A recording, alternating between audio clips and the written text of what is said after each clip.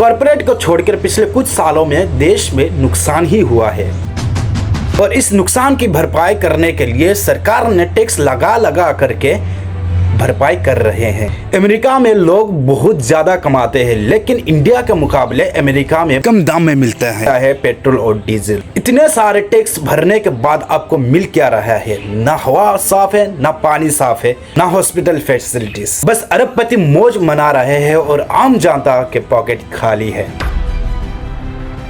Hello दोस्तों, middle class के लोगों को सरकार के द्वारा कैसे निचोड़ा जा रहा है, तो आज इस वीडियो में हम ऐसे ही जानकारी बताएंगे। तो आप इस वीडियो को पूरे एंड तक जरूर देखना और कहीं भी स्किप मत करना।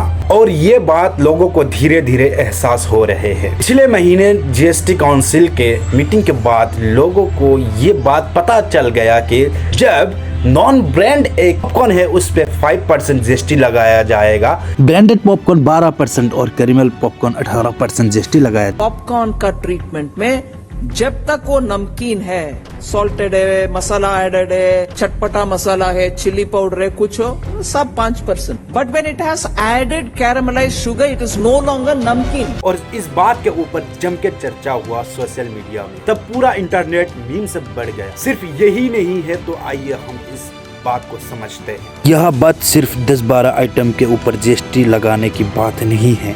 देश से मिडिल क्लास खत्म होती जा रही है और ये मुद्दा सिर्फ यही नहीं है, इससे कई ज्यादा बड़ा है। आइए पूरे बात समझते हैं इस वीडियो के माध्यम से।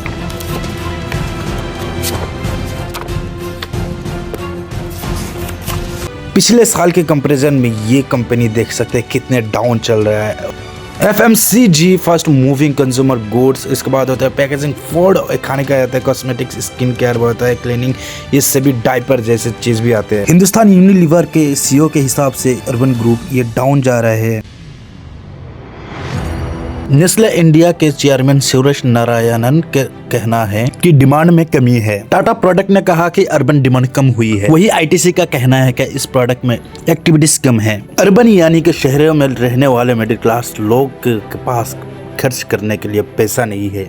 इस बात को समझने के लिए इस डेमो को देखना पड़ेगा। इंडिया में 3 हिस्से में डिवाइड किया गया। एक है 12 करोड़, जिसमें हर व्यक्ति का इनकम होता है 12 लाख पर ईयर। ये होता है, इसको बोला जाता है कंज्यूमिंग क्लास, जो अपर क्लास का लोग होता है। इसके नीचे है मिडिल क्लास, जिसको बोला जाता है एस्पिरेंट क्लास, और इसमें तकरीबन 30 करोड़ लोग हैं और पर लोग की एक आदमी की 2.5 लाख पर ईयर का इनकम होता है। फिर इसके बाद होता है इंडिया 3, जिसको बोला जाता है लोअर क्लास, जिसके पास कोई सेविंग नहीं होते हैं। बड़े बड़े कंपनियों के सीईओज कहते हैं कि इंडियन एम्प्लॉयज लेजी है, काम नहीं करना चाहते। According to the founder of Infosys, Indians are lazy. लोगों को कहते हैं 70-80 घंटे हफ्ते में काम करना चाहिए। Our youngsters must say, this is my country. I want to work 70 hours a week. ये सैटरडे संडे का is not a Indian thing.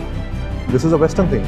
I regret I'm not able to make you work on Sundays, to be honest. If I can make you work on Sundays, I'll be more happier. I work on Sundays also. What do you do sitting at home?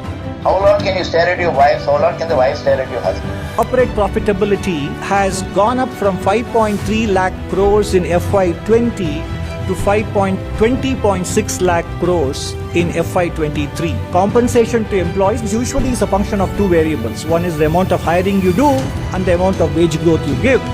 And that has not correspondingly grown at the same pace. तो एक तरफ ये company bumper profit कमा रहा है और दूसरी तरफ आपका सैलरी इंक्रीज नहीं कर रहा है और टैक्स ब्रेक बेनिफिट्स भी मिल रहा है। 2019-20 में कॉर्पोरेट टैक्स कम कर दिए थे और इनको कुछ बेनिफिट्स भी दिए थे, तो इसके वजह से सरकार को 1.45 लाख करोड़ की नुकसान भी हुए। लेकिन सरकार ने कहा कि चिंता की कोई बात नहीं, जब ये कंपनी फायदे में होगा तब जीडीपी भी बढ़ेगा और एम्प्लॉयमेंट्स भी बढ़ेगा। लेकिन असलियत में ऐसा कुछ भी नहीं हुआ। पिछले 5 सालों में सरकार को रेवेन्यू 9 लाख करोड़ रुपया के लॉस हुए। उम्मीद करता हूँ ये वीडियो आप लोगों को इन्फॉर्मेटिव लगा होगा और ऐसे ही इन्फॉर्मेटिव वीडियो देखने के लिए हमारे चैनल को सब्सक्राइब कीजिएगा SM 0.2।